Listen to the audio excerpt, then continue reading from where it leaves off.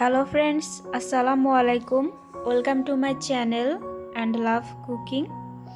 আজকে আমি রান্না করব উত্তরবঙ্গের বিখ্যাত একটি খাবার, গরুর মাংস দিয়ে আলু ঘাটি। রান্না করার জন্য যে যে উপকরণগুলো লাগবে সবগুলো আমি রেডি করে নিয়েছি। গরুর মাংস, গুঁড়া মরিচ, বাটা মশলা, পেঁয়াজ কুচি সব কিছু রেডি করে নিয়েছি।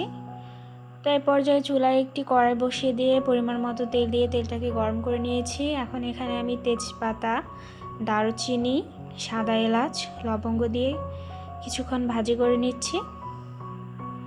এরপর এখানে আমি দিয়ে দিচ্ছি পেঁয়াজ কুচি,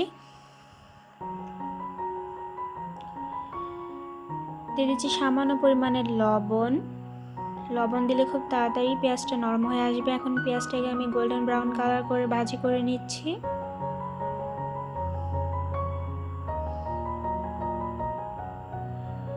তো এখানে আমার পেঁয়াজটা ভাজা হয়ে গেছে। এখন আমি এখানে দিয়ে দিচ্ছি আদা রসুন বাটা 2 চা চামচ। আদা রসুন আমি একসঙ্গে বেটে রেখেছিলাম। দিয়ে দিচ্ছি 1.5 চা চামচ জিরা বাটা। এখন মশলাটাকে আমি কিছুক্ষণ নেড়েচেড়ে ভেজে নিচ্ছি, কারণ আদা রসুন বাটার একটা কাঁচা গন্ধ থাকে। খুব ভালোভাবে নাড়াচাড়া করে আমি কাঁচা মশলাটাকে ভেজে নিয়েছি। এখন এখানে দিয়ে দিচ্ছি অল্প পরিমাণে পানি, কারণ এখন আমি এখানে গুঁড়া মশলাটা অ্যাড করব।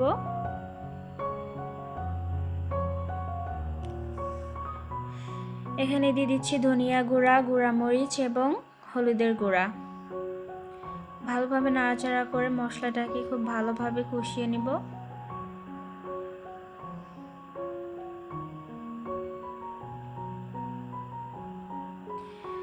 জাস্ট কিছুক্ষণের জন্য ঢাকা দিয়ে দিচ্ছি, যাতে মশলাটা খুব ভালোভাবে কষে যায়।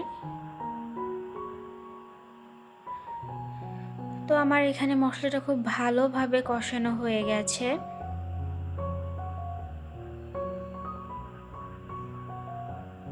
দেখুন মশলাটা থেকে কিন্তু খুব সুন্দর তেল ছেড়ে দিয়েছে। এখন আমি এখানে মাংসগুলো দিয়ে দিচ্ছি।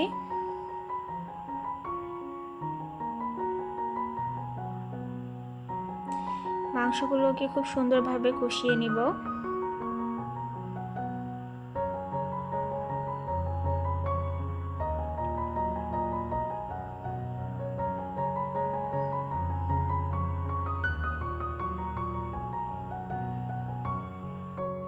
মাংসটাকে খুব ভালোভাবে কষিয়ে নিতে হবে, কারণ তরকারির মজাটাই নির্ভর করে তরকারিটা কষানোর উপরে। তরকারি যত ভালোভাবে কষানো হবে খেতেও কিন্তু তত মজা হবে।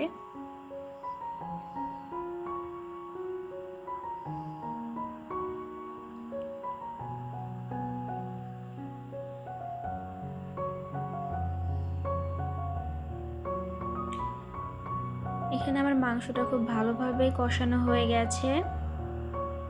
এখন আমি এখানে দিয়ে দিচ্ছি আলুগুলো আগেই সেদ্ধ করে কিছুটা পানি দিয়ে খুব সুন্দরভাবে মেখে নিয়েছিলাম, তো সেগুলো এখানে দিয়ে দিচ্ছি। এখন খুব ভালোভাবে নাড়াচাড়া করে মাংসের সঙ্গে আলুগুলোকেও খুব সুন্দরভাবে কষিয়ে নিচ্ছি।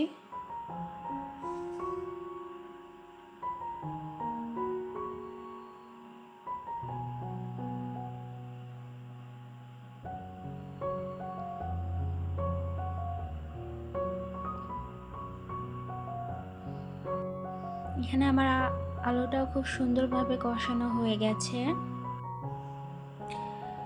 এখন এখানে কিছুটা পানি অ্যাড করে দিচ্ছি, আর একটু ভালোভাবে কষিয়ে নিতে হবে।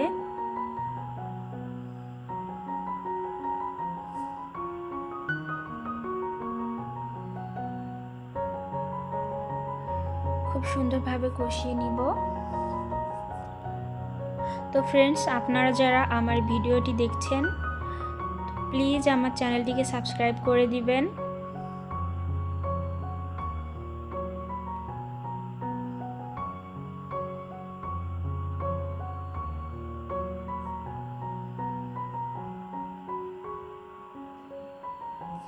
কিছুক্ষণের জন্য ঢাকা দিয়ে আরো ভালোভাবে আমি কষিয়ে নিয়েছি। দেখুন খুব সুন্দরভাবে কিন্তু কষানো হয়ে গেছে।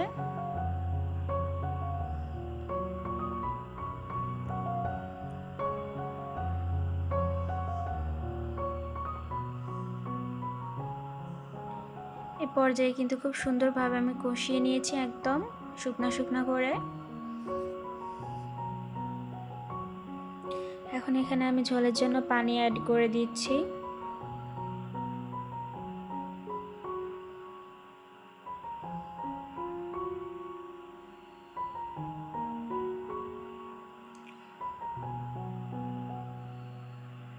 ঢাকা দিয়ে আরও কিছুক্ষণ রান্না করে নিয়েছি।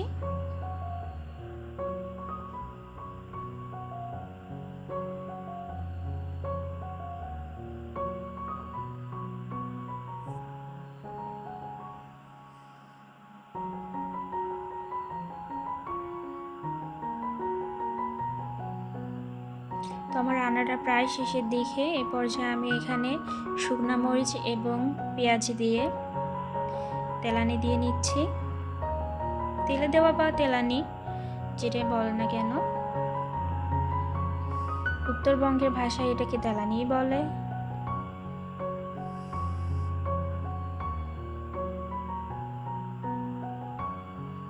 আমি আরও কিছুক্ষণের জন্য ঢেকে রান্না করে নিয়েছি। দেখুন আমার রান্নাটা কিন্তু এই পর্যায়ে হয়ে গেছে। এখন আমি এখানে জিরা ভাজা ছিটিয়ে দিই। এ পর্যায়ে আমার রান্নাটা কিন্তু হয়ে গেছে। তো দেখুন দেখতে কিন্তু অনেক লোভনীয় লাগছে, খেতেও কিন্তু অনেক মজা। তো প্রিয় দর্শক, আমার রেসিপিটি যদি আপনাদের ভালো লেগে থাকে তাহলে অবশ্যই আমার চ্যানেলটিকে সাবস্ক্রাইব করার অনুরোধ রইল।